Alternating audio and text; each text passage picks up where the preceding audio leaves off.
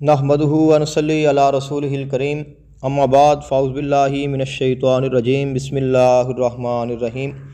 حضرت نوح علیہ السلام کی کشتی میں سب سے پہلے کون سا جانور سوار ہوا اور سب سے آخر میں کون سا جانور سوار ہوا، اور شیطان حضرت نوح علیہ السلام کی کشتی میں کیسے سوار ہوا، کس جانور کے ساتھ سوار ہوا، اور حضرت نوح علیہ السلام نے اس وقت کیا ارشاد فرمایا، اور پھر شیطان کہاں پر ٹھہرا رہا۔ ان تین چیزوں پر، ان تین موضوعات پر آپ کے ساتھ گفتگو کرنی ہے۔ انشاءاللہ امید کرتا ہوں کہ یہ معلومات آپ کے لیے بہت ہی فائدہ مند ثابت ہوں گی۔ اللہ تعالیٰ نے قرآن مجید فرقان حمید میں ارشاد فرمایا،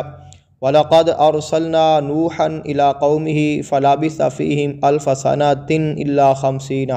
عَامًا، کہ اللہ تعالیٰ نے حضرت نوح علیہ السلام کو ان کی قوم کی طرف مبعوث فرمایا،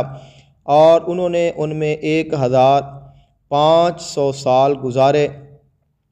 فَأَخَذَهُمُ الطُّوفَانُ وَهُمْ ظَالِمُونَ، اور پھر بالآخر ان کی نافرمانیوں کی وجہ سے اللہ تعالیٰ کی طرف سے ان کو ایک طوفان کے عذاب نے پکڑ لیا، اس حال میں کہ وہ اپنے آپ پر ظلم کرنے والے تھے۔ فَأَنجَيْنَاهُ وَأَصْحَابَ السَّفِينَةِ وَجَعَلْنَاهَا آیَةً لِّلْعَالَمِينَ، بس اللہ تعالیٰ نے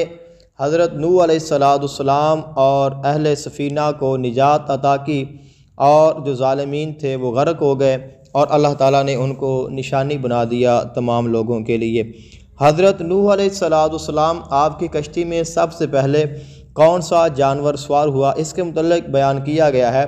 کہ جو جانور سب سے پہلے سوار ہوا تھا وہ طوطی تھی، بعض نے اس کو چیونٹی یعنی کہ آنٹ ذکر کیا ہے۔ ان دونوں کا چونکہ اس زبان میں جو لفظ ہے وہ ایک ہی ہوتا ہے، تو اس لیے پھر بعض علماء نے چیونٹی کا ذکر کیا ہے اور بعض نے طوطی کا ذکر کیا ہے، لیکن اگر ہم بالاجماع یا بالاتفاق بات کریں تو یہی ہے کہ سب سے پہلے جو جانور حضرت نوح علیہ السلام کی کشتی میں سوار ہوا وہ چیونٹی تھا۔ اور سب سے آخر میں کون سا جانور سوار ہوا، تو اس کے متعلق یہ ہے کہ سب سے آخر میں جو جانور حضرت نوح علیہ السلام کی کشتی میں سوار ہوا وہ گدھا تھا۔ اور جو شیطان ہے وہ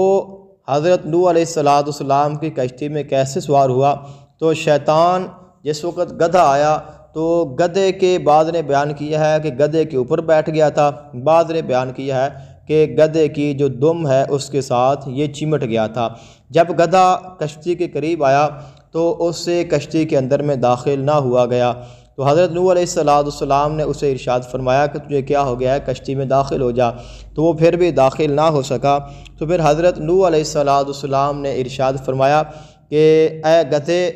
تم کشتی پر سوار ہو جاؤ، چاہے تمہارے ساتھ شیطان ہی کیوں نہ ہو۔ تو اس حالت میں گدھا سوار ہو گیا، اور گدھے کے ساتھ ہی جو شیطان تھا وہ بھی کشتی میں داخل ہو گیا، اور گدھے کے ساتھ ہی وہ ٹھہرا رہا جتنی دیر تک کہ کشتی چلتی رہی۔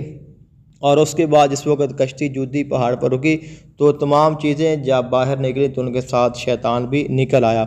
بعض نے ایک یہ بھی روایت بیان کی ہے کہ جو شیطان ہے وہ ایک بوڑھے آدمی کی شکل میں داخل ہوا، جسے حضرت نوح علیہ السلام نے پہچان لیا اور اس کو داخل ہونے دیا، لیکن یہ جو روایت ہے یہ ضعیف ہے، اور جو قوی اور معتبر ہے وہ یہی ہے کہ وہ گدھے کی دم کے ساتھ چمٹ کر کشتی میں سوار ہوا۔ بعض نے یہ بھی بیان کیا ہے کہ جب شیطان کشتی پر سوار ہونے لگا تو حضرت نوح علیہ السلام نے اس کو واپس بھیج دیا،